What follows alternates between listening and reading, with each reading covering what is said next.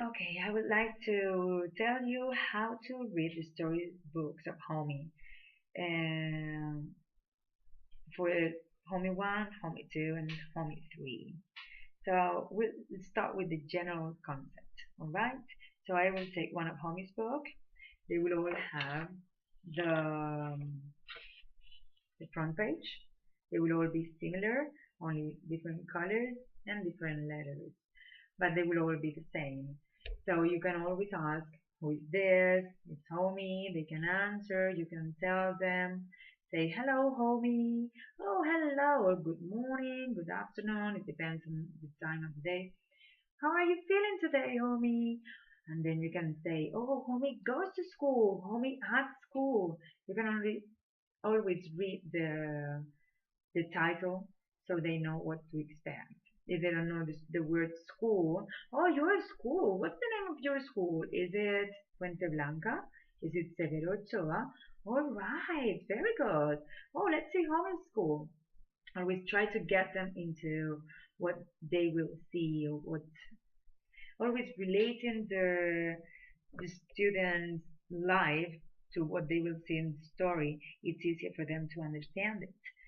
So, for example, if this one is about school, it's really easy because we are in a classroom and you can really show them what we are seeing. If we say there is a window, you can point to the real window. Or there is a door and you can point to the real door. With a pencil, take a real one. So they can really see it, that it's real life, even if it's just a drawing, they can relate it to their lives. And that is not a story that you read and that is it. No, it's to focus on their practice or their life. Okay, in all the books of Homy, we will have, as I said, the front page, and then the back. You will have what you have to read and the image. So when you turn the page, this is like this. So you turn it and you can read while the students are only seeing the image.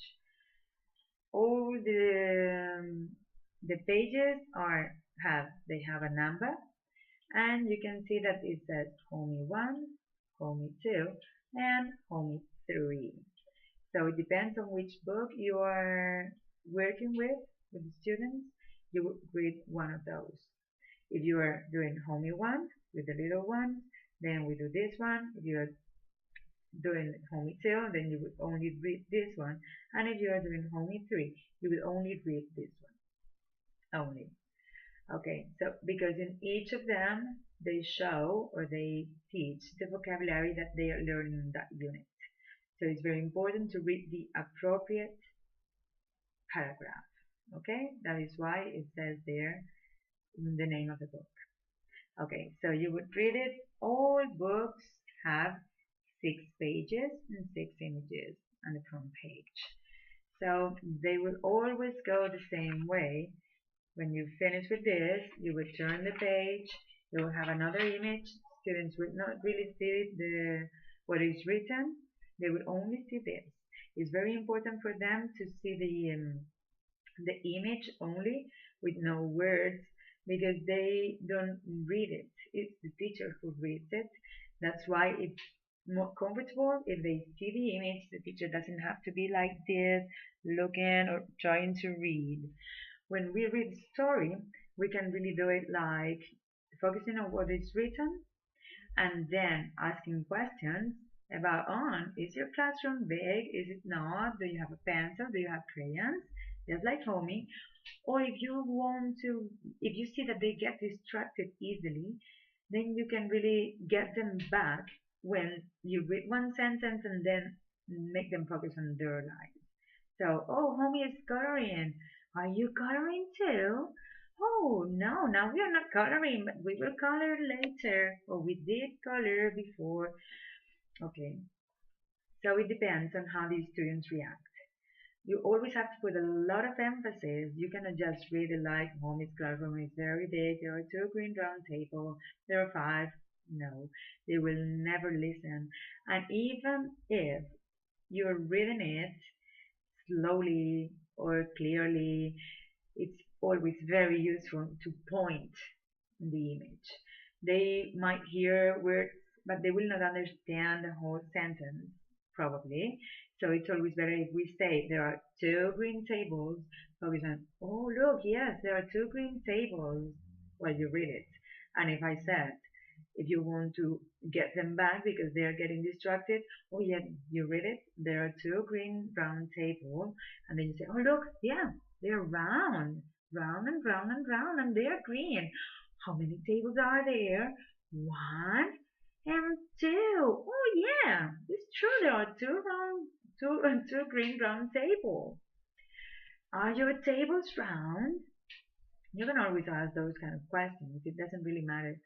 That's why we don't really have it so structured. It's very important to do it with mindfulness. So when they are reading it, all the stories have at least one mindfulness activity. So when you read it, you can really do it. For example, if it says, "Oh, Homie is counting his breaths," so you would count one, two. You would do it just like Homie is doing it, and ask students probably to do it themselves too, because they have to practice it. So even if you practice it after reading the story, you can practice it during the story, so they get more involved in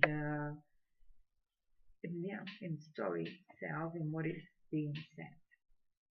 So that is all about the general things. It's sometimes useful to read it more than once, the same story, only if they really enjoy it. If they get very distracted, only once it would be enough.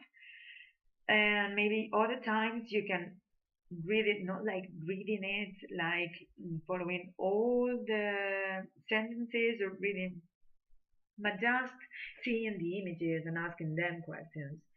Something really useful always when you finish reading a story is to go through all the pages again and see what they can see. If they have learned round or they have learned circle. Can you see any circle? Oh yeah, look, I see a circle. Maybe it's not set like this in the story. You can do it after reading each page or after reading the whole story or even other day. Okay, do you remember this story when Homie went to school? Let's see the images and what you can remember. What is this? It's the teacher's table. And is the teacher's table a circle? It's not. What is it? Is it square? Not exactly. It's a rectangle. All right, it's a rectangle. Oh my goodness, I can see two books. How is this book? Oh, it's a very small book, isn't it? Oh, no, no, no, no. It's huge. So it will depend on what you want children to remember. You can see the characters, although in Homey 1 they will only know the teacher and Homey. Then Homey 2 and 3 you can go through all the characters and see how really get to see what they are doing, or you can ask them more personal questions as well. Like, oh, those are Homey's friends. Who are your friends? Can you tell me your friends' names? They can say the name of the person who is sitting next to them, for example. So it's always try to live the story. It's not just a book that we put aside. We should try to get children really involved in the reading and really enjoy it. When they read and they don't understand it is when we have the problems of reading comprehension.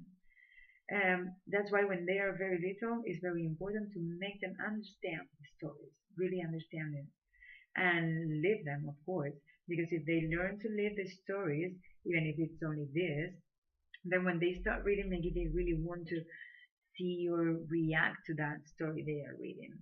So maybe, hopefully, we will help them to enjoy the reading. It's very important how they will read it, and you can, for example, if you feel your students will need it, play some background music. It can be relaxing or it can be any classical music or even the chants that you sing when you are in class, or anything that might work for your students. This is really how to make it useful for them and for the teacher.